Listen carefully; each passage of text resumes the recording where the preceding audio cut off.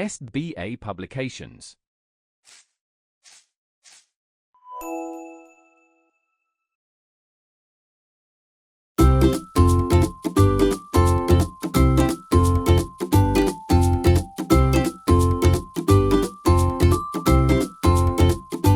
नमस्कार प्यारे बच्चों, कैसे हैं आप सब।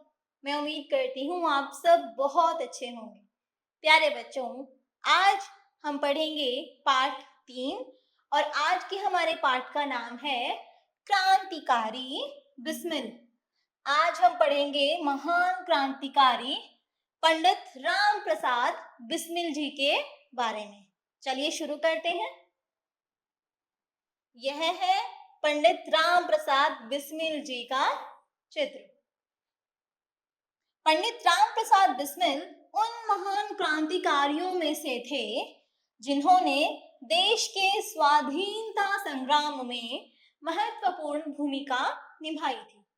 जो पंडित राम प्रसाद बिस्मिल हैं, जिनको क्रांतिकारी बिस्मिल के नाम से भी जाना जाता है, उन्होंने भारत के स्वतंत्रता संग्राम में बहुत ही गहरी भूमिका निभाई है। वह भी हमारे स्वतंत्रता संग्राम में शामिल थे। उनका जन्म उत्तर प्रदेश के शाहजहांपुर में हुआ था। कहाँ हुआ था? शाहजहांपुर में।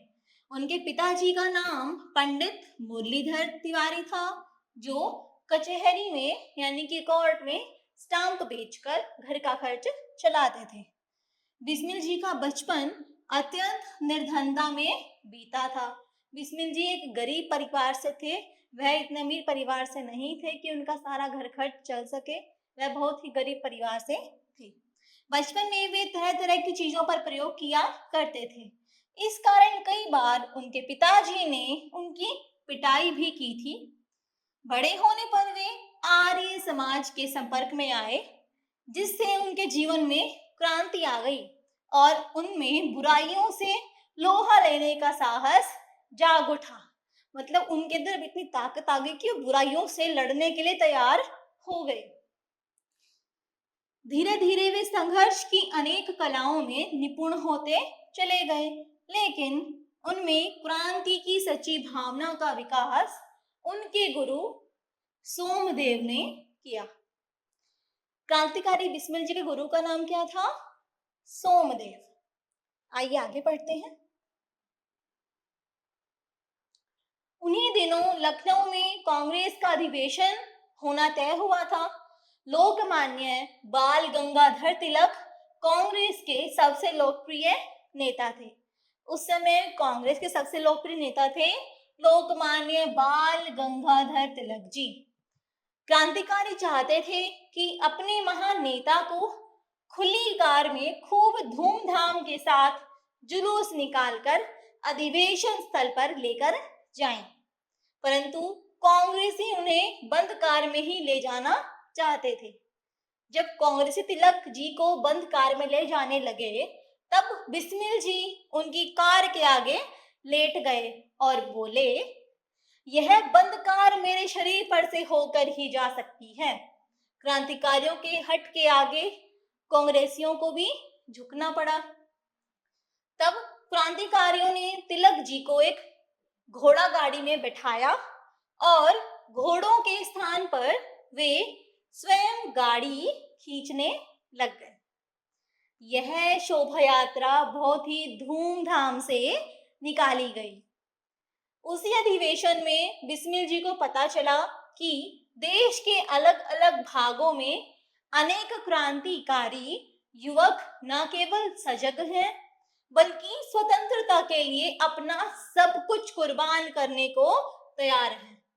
उसी से उन्हें प्रेरणा मिली और वे क्रांतिकारियों के संगठन में शामिल हो गए। उसी दौरान उन्होंने एक पुस्तक अमेरिका को स्वतंत्रता कैसे मिली लिखी। एक पुस्तक का नाम, जिसका नाम अमेरिका को स्वतंत्रता कैसे मिली, पंडित राम प्रसाद बिस्मिल के द्वारा लिखी गई थी। वह पुस्तक अंग्रेजों के विरुद्ध विद्रोह फैलाने वाली थी।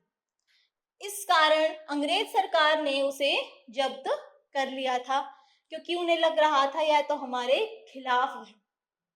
क्रांतिकारी दल में रहकर रामप्रसाद बिस्मिल ने दल की शक्ति को खूब बढ़ाया और एक बार किसी षड्यंत्र के अपराध में अंग्रेजी सरकार ने बिस्मिल के विरुद्ध वारंट निकाल दिया और पुलिस उनको पकड़ने का भरसक प्रयत्न करती रही, परंतु बिस्मिल जी ने चरवाहा बनकर पशु चराना आरंभ कर दिया और पुलिस के चंगुल में फंस ही ना पाए और जंगल में बैठकर क्रांतिकारी पुस्तकें और लेख लिखने लग गए।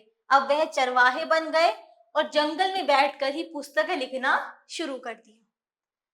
उस दौरान उनकी एक पुस्तक स्वदेश रंग बहुत ही अधिक प्रसिद्ध हुई और भारतीय जवानों के लिए वह बहुत बड़ी प्रेरणा का स्रोत बनी।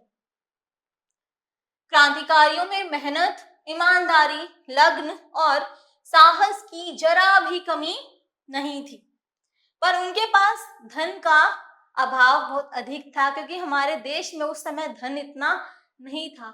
क्रांतिकारी तो बहुत थे, परंतु धन का अभाव था। धन की कमी को पूरा करने के लिए उन्होंने अंग्रेज सरकार के खजाने को लूटने की योजना बनाई कि इनका ही खजाना अब हम लूटेंगे। इतिहास में यह योजना काकोरी कांड के नाम से जानी जाती है। सरकारी खजाना सहारनपुर लखनऊ पैसेंजर ट्रेन से लेके जाया जा रहा था, जिसे काकोरी नामक स्टेशन पर लूटना था। यह क्रांतिकारियों ने मिलकर योजना बनाई थी। योजना के अनुसार 9 अगस्त 1925 ईस्वी को यह धन लूटकर स्वाधीनता संग्राम में लगा दिया गया, लेकिन कुछ समय बाद इस षड्यंत्र का भेद खुल गया और अंग्रेज सरकार उस योजना में लिप्त जितने भी क्रांतिकारी थे उनको ढूंढने में लग गई कि इन्होंने हमारा खजाना लूटा है। चंद्रशेखर आजाद को छोड़कर सभी क्रांतिकारी पकड़े गए। सरकार ने मुकदमा चलाया और पंडित राम प्रसाद बिस्मिल, रोशन सिंह, राजेंद्र लाहिड़ी और अशफाक उल्ला खां को फांसी की सजा सुना दी गई, जबकि जो बचे हुए थे उनको काला पानी की सजा सुनाई गई। अब 19 दिसंबर 1926 ईस्वी को जब उन वीरों को फांसी के लिए ले जाया जा रहा था, तब बिस्मिल जी ने जोर से नारा लगाया, मैं अंग्रेजी सरकार का सर्वनाश चाहता हूं, मैं अंग्रेजी सरकार का सर्वनाश चाहता हूं। यह नारा जोर जोर से पंडित राम प्रसाद बिस्मिल जी ने लगाया। इसके बाद उन्होंने वेद मंत्रों का उच्चारण किया और हंसते हंसते फांसी का फंदा चूम लिया, फांसी पर लटक गए। उनका लिखा एक गीत आज भी उनकी क्रांतिकारी भावना को दर्शाता है। सरफरोशी की तमन्ना अब हमारे दिल में है, देखना है जोर कितना बाजुए कातिल में है। यह नारा पंडित राम प्रसाद बिस्मिल जी ने दिया था और उन्हीं से प्रेरणा पाकर भगत सिंह, सुखदेव, राजगुरु तथा अन्य महान क्रांतिकारियों ने देश की स्वाधीनता के लिए, देश की स्वतंत्रता के लिए अपने प्राणों को न्यौछावर कर दिया, अपने प्राणों की आहुति दे दी। देश पर मिटने वाले उन महान क्रांतिकारियों को हम कभी भी भुला नहीं सकते। भला कौन कृत्यधन उनका उपकार भुला सकता है। प्यारे बच्चों, आज हमने पंडित राम प्रसाद बिस्मिल जी के बारे में पढ़ा कि वह कितने महान क्रांतिकारी थे और उनके जैसे और अनेक क्रांतिकारी ऐसे हुए जो हमारे देश की आजादी के लिए, भारत देश की स्वतंत्रता के लिए फांसी पर लटक गए। उन्होंने अपने प्राणों की भी नहीं सोची और प्राणों की आहुति दे दी। आइए शब्दार्थ पढ़ते हैं। लोहा लेना, मुकाबला करना, संघर्ष, विषम परिस्थितियों से जूझने का प्रयत्न करना। जब्त करना, सरकार द्वारा कोई चीज पकड़ना या अपने अधिकार में ले लेना। अब है प्रेरणा स्रोत, यानी कि प्रेरणा देने का माध्यम, न्योछावर करना यानी कि समर्पण करना, निपुण, कुशल और प्रतिदिन यानी कि उपकार ना मानने वाला। प्यारे बच्चों, आपको अभ्यास कार्य दिया गया है, इसे आप स्वयं करने का प्रयास करें।